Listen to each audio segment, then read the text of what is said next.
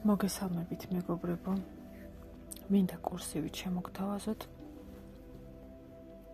ესეთი რამ მოგზაურობა საკუთარი თავისკენ და დაგპატიჟებთ ყველას, ვისაც აინტერესებს ეს პროცესი საკუთარი თავის შეცნობის გზა, რომელზეც გამთავისუფლდებით ბევრი შებოჭილი რწმუნებულებებისგან, ბევრი შეზღუდვებისგან, რომელიც მოგვახვიეს თავს, საზოგადოებამ, მშობლებმა და ასე შემდეგ.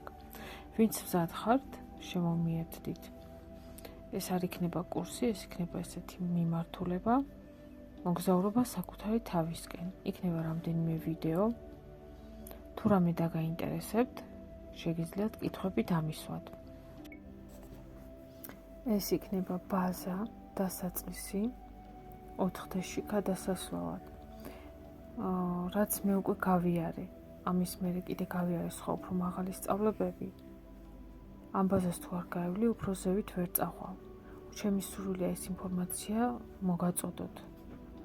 უფასოდ, ისე უსასყიდლოდ, ისე საკმაოდ დიდი ფასი აქვს. ამჯერად მე ესე ვთვლი საჭიროდ, დედამიწაზე მოვდივართ ვალების, კარმების გასასტუმრებლად. ერთეულები არიან, ვინც დასახმარებლად მოდიან აქ. ვალები არ გექნება, თუ ბალანსი იცავს სამყაროსი. ამ ეტაპზე მე მაქსიმალურად ვცდილობ დავიცვა ბალანსი. წარსulis კარმები, ბევრი დავხურე და თუ რამე დამრჩა ვალი, ვცდილობ ისიც გავისტუმრო. ამ კურსის მოცემაც თავისუფალ სივრცეში ერთ-ერთი მიზეზია იმისა, რომ თუ რამე დამრჩა, მინდა გავისტუმრო. თუ არ დამრჩა, დეპოზიტი მექნება ენერგეტიკულად, ესე ვთქვათ. ამ ყველაფერს არ აქვს დრო და სივრცე.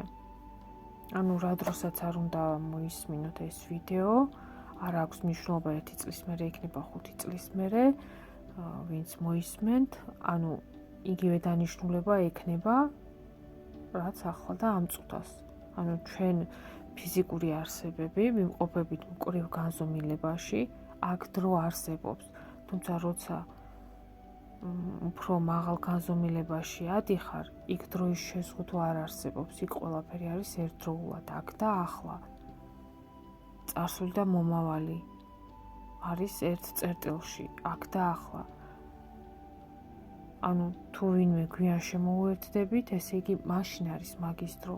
ყველას თავისი დროის მონაკვეთი და გზა აქვს, მზაობის დრო და წერტილი. ყველა მოვა მაშინ, როცა მზად იქნება ამ ინფორმაციისთვის და ის იქნება მისთვის სწორი დრო და სწორი ადგილი. მე მაქვს ესე ჩათქმული, ვინც არ არის მზად, ის ვერ ნახავს ჩემს პოსტებს და თუ ნახავს, მაინც ვერ გაიგებს. არ არსებობს ასეთი რამ, რომ ვინმე თქვას, ჩემთვის უკვე გვიანიაო. გვიანი არასდროს არ არის. აქ სულის მზაობაზეა, როცა სული მზად არის, ამ მოგზაურობაში წასასვლელად, გასაცნობიერებლად ყველაფრის, მაშინ მოდის თავის დროზე. ამ მოგზაურობაში გავხსნით არსებას, როგორც ინდივიდუალურის, ასევე საერთო არსებობის. ჩვენ ვართ ერთი მთლიანი ღვთაებრივი არსებობა. უბრალოდ აქ, სხეულებში, ჩვენ გავდივართ ამ გამოცდილებას, რაც ჩვენთვის საჭიროა. ჩვენ ვაგროვებთ ემოციებს, რომელიც გვჭირდება. პლანეტა დედამიწა არის ადგილი, სადაც სული გადის გამოცდილებას საკუთარი თავის შეცდომის, გამოცდილებას გაზრდის. ჩვენ სინამდვილეში ძალიან პატარები ვართ. თუ შევხედავთ პლანეტარული დონიდან, გალაქტიკის დონიდან, ჯერ ძალიან პატარები ვართ. თუ მიკროორგანიზმებს შევხედავთ, ჩვენ დიდები, უმაღლესები ვართ. გვაქვს გაცნობიერება საკუთარი თავის, საკუთარი არსის. გვაქვს ფიზიკური სხეული, თუმცა ეს მხოლოდ ამ განზომილებაში გვაქვს ფიზიკური სხეული. იქ შეერთებული ვართ ერთ დიდ ენერგიად, დიდი ენერგია სიყვარულის. დავიწყეთ იქიდან, რომ ნებისმიერი ადამიანის გვერდით ნებისმიერი ადამიანური არსების გვერდით უხილავ დონეზე იმყოფებიან ანგელოზები, არსებები, რომლებიც მას თანაშემწობენ, რომლებიც მას ეხმარებიან, გაიარონ მისი პირადი ცხოვრების გზა. ყოველ წუთს, ყოველ წამს, ყველა თქვენგანის ფიქრებს ისმენენ, მსჯელობებს, ეჭვებს, შიშებს, შეფასებებს. ჩვენ ცხოვრობთ პირდაპირ ეთერში, ჩვენი უმაღლესი მესი. ჩვენ არც ერთი წამით არ ვეთიშებით ჩვენს უმაღლეს მესს, მაშინაც კი, როცა დაბნეულები და დაკარგულები ვართ. ეს არის ზუსტად გადამსვლელი წერტილები, სტრესული სიტუაციები. ადამიანის სული იწყებს გამოსავლის ძებნას. ადამიანი ფიქრობს, რატომ ვარ ასე? აი, იქ ის ბედნიერია. მე კი ასე ვცხოვრობ. სინამდვილეში ეს გამოცდილებები ჯილდოა, ღვთაებრივი ჯილდო. თქვენ თვითონვე გინდოდათ ამ გამოცდილების მიღება, რომ ყველაფერში შეგეგრძნოთ ღმერთი. ეს ყველაფერი არის ერთი და იგივე გამოვლინება, გამთლიანებული ცნობიერების. ზოგი მსჯელობს, რატომ უშვებს ღმერთი, რომ ვინმე იტანჯებოდეს, თუმცა სინამდვილეში ჩვენ აქ ფიზიკურ სხეულში გავდივართ მხოლოდ 1/1,000,000-დან, რასაც გადის ჩვენი სული. ის ირჩევს ფიზიკურ სხეულს ზუსტად იმ შეგრძნებებისთვის, ემოციებისთვის, რომ სულმა შეძლოს არჩევა, სად უფრო მოსწოს. მან უნდა გაიაროს როგორც დიდი სიხარული, ასევე დიდი ტანჯვა. ყველაფერს აქვს ორი მხარე. ჩვენ განვიცდით იმ ემოციებს, რასაც განვიცდით, იწერება ჩვენი მეხსიერების უჯრედებში. მხოლოდ ემოციურად განცდილი მდგომარეობები იწერება მეხსიერების უჯრედებში. მაგალითად, წავიკითხეთ ვიღაც ფილოსოფოსის წიგნი, გავიგეთ, მივიღეთ, თუმცა მანამ სანამ მას ემოციურად, ფიზიკურ დონეზე არ შევიგრძნობთ ამ გამოცდილებას, ის არ აღიბეჭდება ჩვენს უჯრედებზე. როცა გამოცდილებით ორივე მხარე შეერთდება, მაშინ ვაცნობიერებთ, რომ ღმერთი არის აბსოლუტურად ყველაფერი. ის არ არის უსამართლო, ის არ არის დამსჯელი.